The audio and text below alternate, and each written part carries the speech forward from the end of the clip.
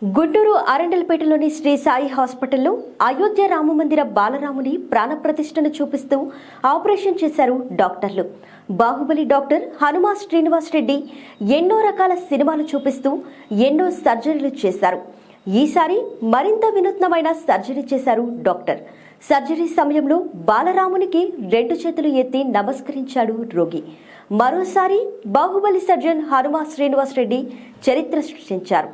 రోగిని మెలకువలో ఉంచి తన ఇష్టదైవం శ్రీరాముడు అయోధ్య రామమందిర ప్రారంభం వీడియోను చూపిస్తూ ఆపరేషన్ చేశారు.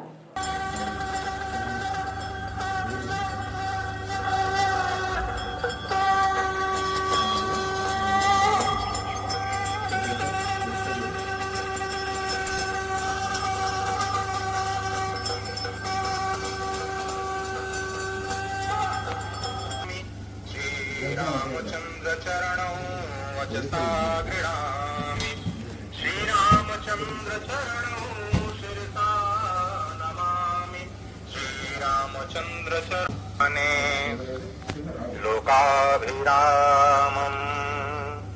रणरंगधीरं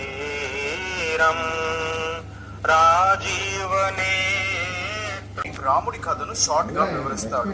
దీన్ని సంక్షేప రామాయణం అంటారు. కాకపోతే నారద మహర్షి చెప్పే విషయాల్లో పూర్తి రామాయణ కథ ఉండదు. ఇతడు నరోత్తముడు అంటే నరుల్లో ఉత్తముడని చెప్పి రాముడి గురించి 3 విధాలుగా వివరించాడు. 1 అతనికి ఉన్న లక్షణాలు, 2 కంటికి కనిపించే అతని రూపం, 3 అతని ప్రవర్తన. ఈ వర్ణనలో రాముడు నరోత్తముడు అవ్వడానికి కారణమైన 16 అసాధారణ లక్షణాలు వివరించాడు. రాముడు ఈ లక్షణాలన్నీ కలిగి పరాక్రమంలో నీతివంతుడని చెప్పి